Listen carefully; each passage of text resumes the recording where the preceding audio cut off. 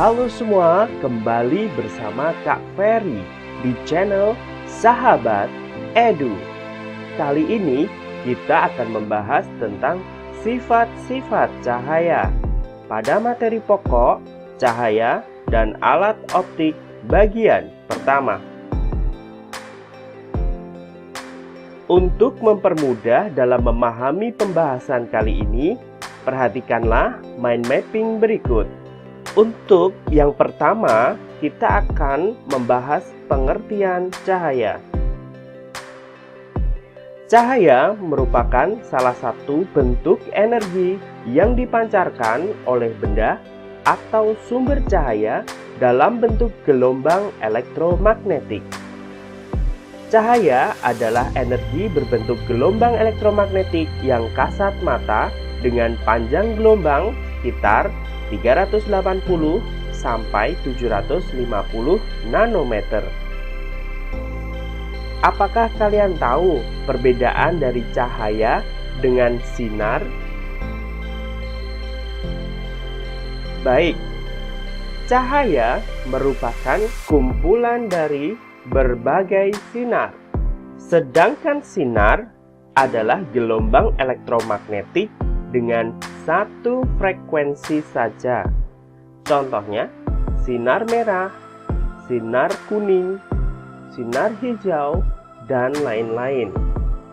Apakah kalian sudah mengerti sekarang? Berikutnya, kita akan membahas tentang benda dan cahaya. Benda dibagi menjadi dua jenis, yaitu benda sebagai sumber cahaya dan benda gelap. Benda sebagai sumber cahaya merupakan benda-benda yang mampu memancarkan gelombang cahayanya sendiri.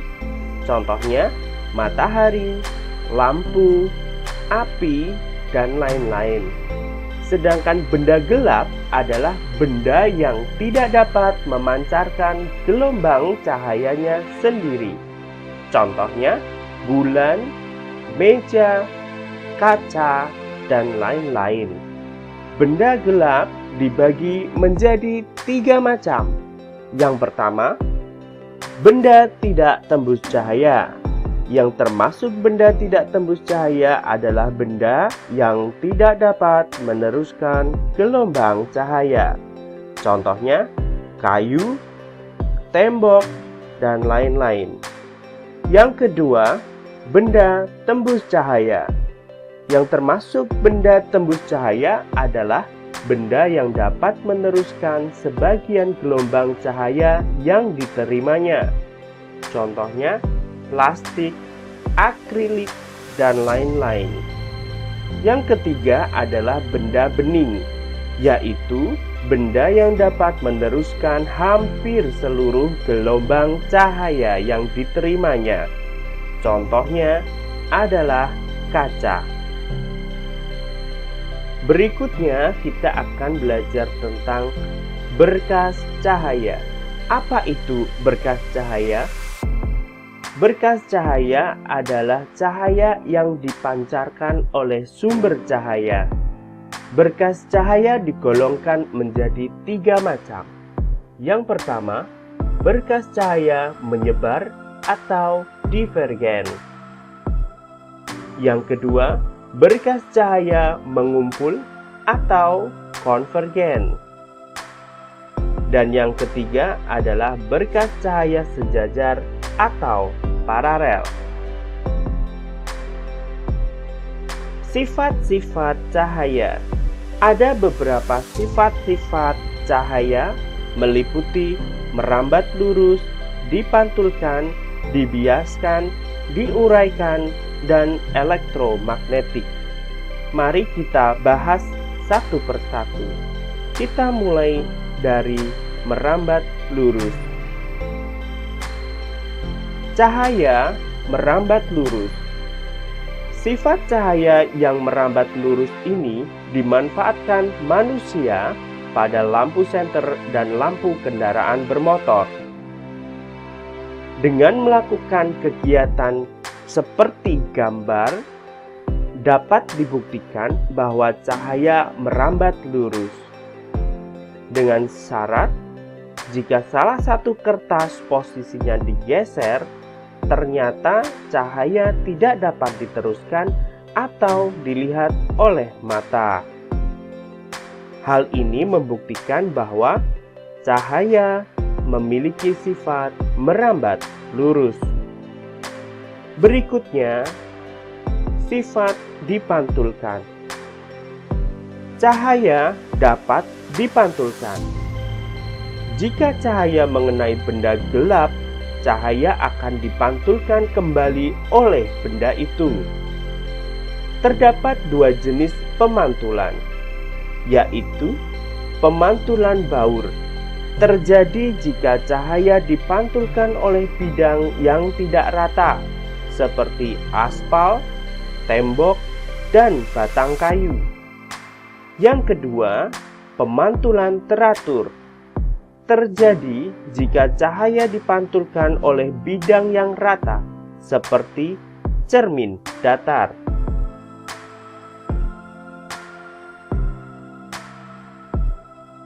Hukum pemantulan cahaya ditemukan oleh Snellius. Snellius menyatakan yang pertama, sinar datang, garis normal, dan sinar pantul terletak pada satu bidang datar. Jika diperhatikan di gambar, sinar datang, garis normal, dan sinar pantul terdapat pada satu bidang datar.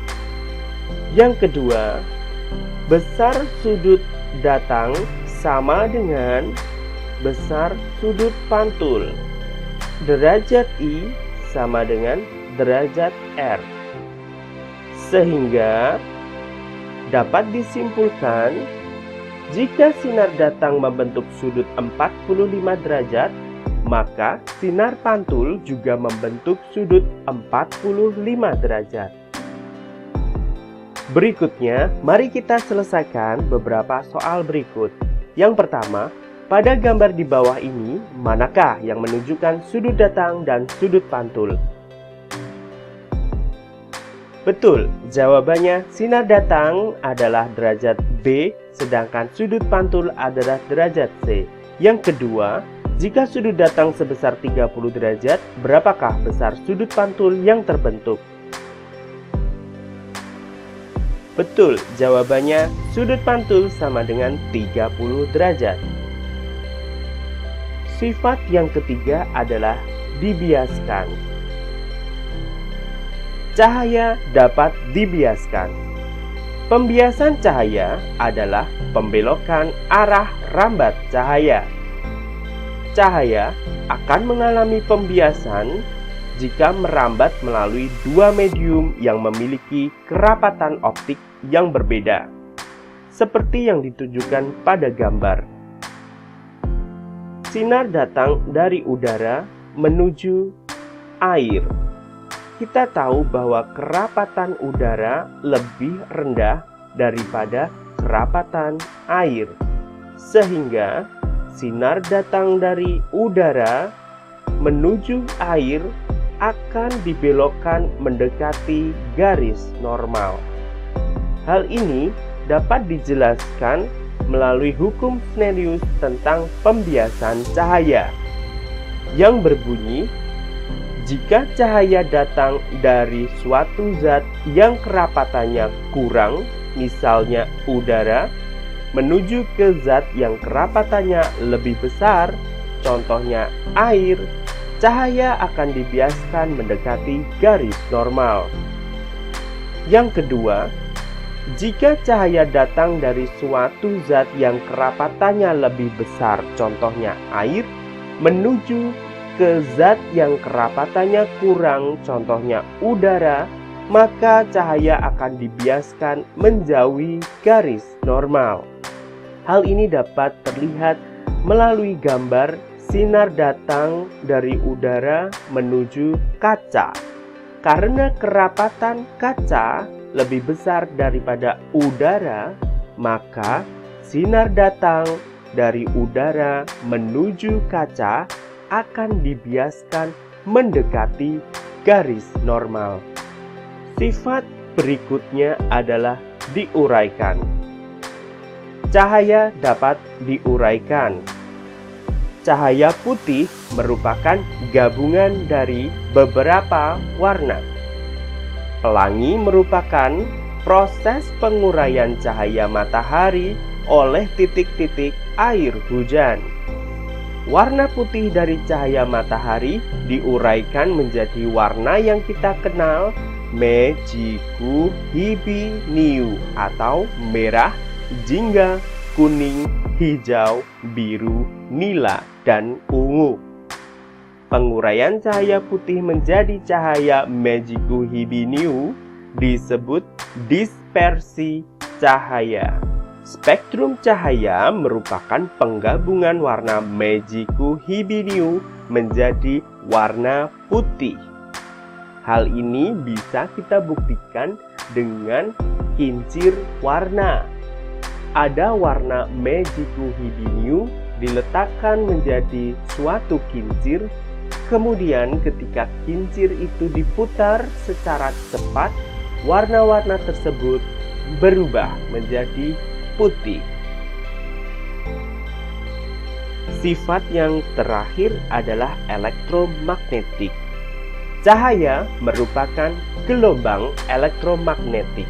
Gelombang cahaya terbentuk karena adanya perubahan medan magnet dan medan listrik secara periodik, sehingga merupakan gelombang elektromagnet. Cahaya dapat merambat tanpa medium perantara.